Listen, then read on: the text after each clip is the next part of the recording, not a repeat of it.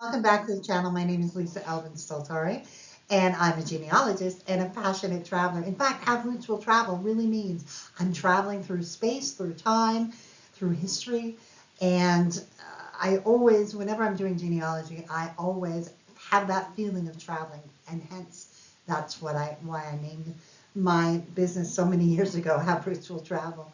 And over the last several years, I've been focusing my attention on les filles du roi. A few years ago, I said, I think I need to do les filles mariées, the marriageable girls who came before. And that's what we're doing today. And we'll do an episode of 122. There are about 262 ladies who came as filles à marier. We're almost to the halfway mark, I believe. And I'm just enjoying the heck out of telling these stories because they really are the epitome of the pioneer woman. So with that being said, let's get started and discover another family. Before that though, let me show you ways you can support the channel. The channel, we have subscribe. If you're not already subscribed, please do so. That really helps. And then we have also the like button. You can click on the like button and that helps spread the word. And then also notify is about notifying you whenever there's a new video posted. So that keeps you in the loop. Another couple of ways is ways that you can financially support the channel. We have the new memberships from YouTube that I've worked with YouTube to be able to offer. So it goes from 99 cents to $24.99. Each level has its own perks and that sort of thing. Have a look at that. You can also go on my website, Have Roots Will Travel. And there's also a PayPal button that many people have used in the past for either a monthly donation or a one-time. And also there's something new called Super Thanks, which is like a tip, and people give a certain amount of tip. It's all up to them. And whenever I get the notification, I kind of giggle. I go, oh, I got a tip. So thank you so much to all of you who have done so thus far. Without further ado, let's get started and discover our filles mariées of this episode. We're going to be looking at Les Filles Mariées, episode 122, Marguerite LeBoeuf. She comes to us from a viewer request. I've actually read about this particular lady, and I was very anxious to research her history and her journey. So let's get to know Marguerite a little bit better. Marguerite was born in 1636 in Troyes, France. Her parents were Guillaume LeBoeuf and Marguerite Minot. Now you can see from the map up there that we have circled the Grand Est region of France, and she is inside of that region. Her département is Aube, and there it is circled right there. Let's talk a little bit about Troyes, a city in northeastern France with a history as rich as its architecture and cuisine. It's located in the Champagne region, and it was once a major center of trade and commerce during the Middle Ages, thanks to the famous Champagne fairs. These fairs brought merchants from all over Europe, making the city a truly thriving economic hub. Even today, you can see remnants of this very prosperous past in its beautiful, preserved, half-timbered houses and cobblestone streets. One of the city's most remarkable historical sites was the Church of Notre Dame, which existed in the 16th century. While it may not be as famous as the Grand Cathedral of St. Pierre and St. Paul, it played an important role in the religious and artistic life of the city. Troyes, in general, is known for its impressive Gothic and Renaissance architecture and reflects the influence of different periods throughout the long history. But Troyes isn't just about history. When I was researching it, it's also about food. The city is particularly famous for hopefully I say this right, andouillettes de Troyes, a traditional sausage made from pork intestines. Doesn't sound very good, but I bet you it tastes good. It's also connected, of course, to the Champagne wine industry, and it has its own liqueur called Prunelle de Troyes, made from sloe berries. So, I mean, there's a lot to uncover. Now, she would have been baptized in that church of Notre Dame, which no longer exists. And one of the pictures that you see before you is the very famous Marguerite Bourgeois. She was from Troyes, and she would eventually play a pivotal, critical role in the formation of not only New France, but particularly Montreal. So she would have arrived in New France about 1658, based on her marriage record. The man who would become her husband was named Gabriel Lemieux, and he was born in 1614, making him significantly older than Marguerite. He was born in Rouen in France, and his parents were Louis Lemieux and Marie Lauguet. Now, Rouen is the capital of the region of France known as Seine-Maritime, which is found in the Normandy region. Rouen has an amazing historical story, and as at one time the largest city in medieval Europe, it played a prominent role in both English and French histories from the 11th to the 15th century. Joan of Arc was tried and burned alive in 1431 in this area. Rouen is a city of cultural and educational history and embraces all that is, really, really intellectual. And it was from this area that the Statue of Liberty herself sailed in June of 1885. Now, the church that he would have been baptized in was the Saint-Étienne-la-Grande, which is a historic chapel located within the renowned Rouen Cathedral. It's situated at the base of the cathedral's what is called the Butter Tower, the Tour de Beurre. This chapel has a rich history intertwined with the cathedral's evolution. It was established as a parish church in 1496, serving the local community under its name of Saint-Étienne-la-Grande Église.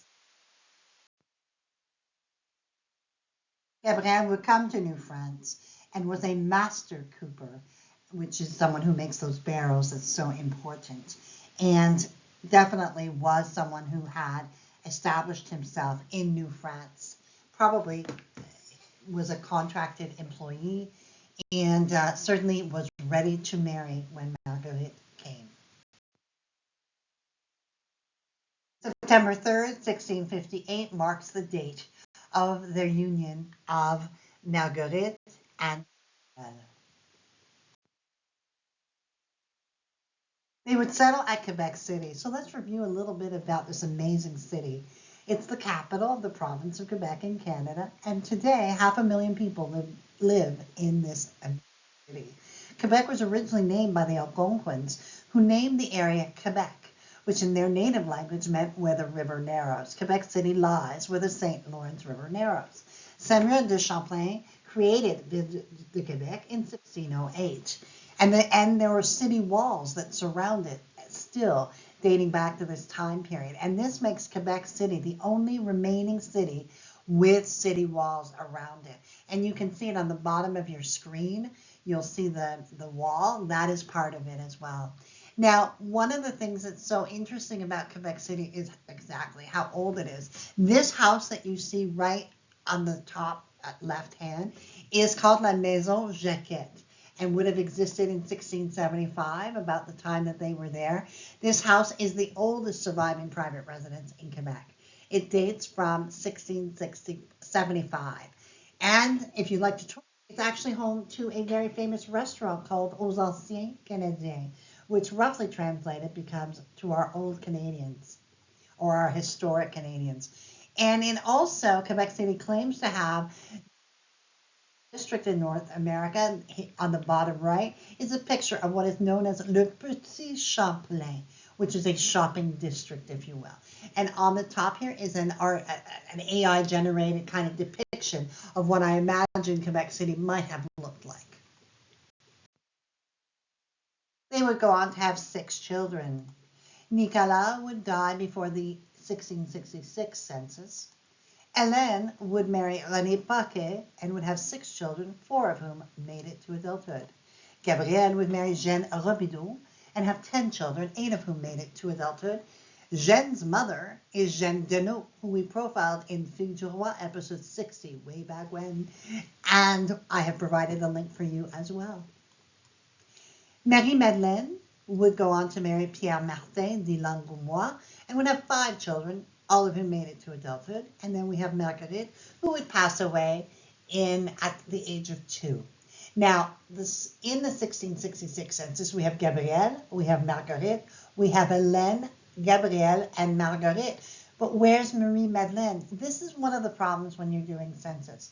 It may or may not be. I mean, obviously, we have the proof of that she is the daughter and all of that. But she just wasn't, she did not appear in the 1666 census. So, but she does appear later on. So let's always remember that this is a clue and not the finite. She might have been hiding in a room and the census taker didn't take her. In fact, the 1666 census was so badly taken that they had to repeat it and did it the 1667 census. So that gives you some clue.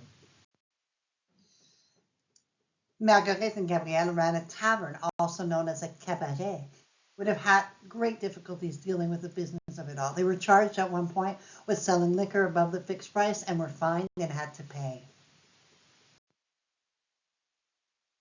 Troubles were not over. Tavern owners were often targets for rumors and accusation. In 1667, Marguerite was accused of being an adulteress and of owning a brothel. Gabrielle would defend her in front of the Conseil and told them that Marguerite was neither an adulterer nor running a house of ill repute. The charges against her for adultery were dropped, but the Conseil still investigated her business dealings. Nothing came of it, but you can imagine what it must have been like to have her name sullied in such a way. Eventually, Marguerite would have to ask the Conseil to allow her to pay off her debts. This couple cannot catch a break. Gabrielle had gone to France with merchandise to sell to raise that money, but unfortunately his ship was captured by the British as he went from La Rochelle to Rouen, and Gabrielle's money was completely gone. In order to return to Quebec, he even had to borrow money. The family faced terrible deprivation and were threatened with eviction. It appeared, however, that things would turn around because there was no further legal matters until sometime before 1671, Marguerite would pass away. She and Gabrielle had lived quite a life together, despite the fact that they barely had 13 years together. But they would have produced 83 descendants. Now, the story will continue, but it will continue on episode 308, Les Filles du Roi, as we follow Gabriel and his path without Marguerite. For more information on the Lemeus, there is a wonderful website and group, and I've posted the links for you as well, so you can explore this if this is your ancestry. What an incredible story. Marguerite LeBoeuf remains one of those women that I just was like, wow. It was a recommendation from a viewer. Thank you so much. And when I started really understanding her story, it was like, wow, what a woman ahead of her time. I mean, she was her husband's partner in business and also was able to withstand when he went off to France to try to regain their money, and then obviously passed away much, much too soon. But her legacy lived on, and her children merged with the next episode that you will see in Les Filles du Roi. So this is airing on a Saturday. The Filles du Roi is the following Wednesday. So you should see the conclusion of today's episode on that episode in terms of Gabriel's life and what he does next. So, but before I let you go, I just have to say, Marguerite, you were a woman ahead of your time. You were truly brave, truly courageous, and we bless your memory, and we are so grateful for the sacrifice of you. So thank you so very, very much, Marguerite. And with that being said, I will say thank you to my patrons and supporters and subscribers, because you really are my kind of hidden assets, my talent. And you kind of give me, a lot of you have given me the, suggestions about what videos to do, or maybe different things about lighting or editing, or you find mistakes and then I correct them.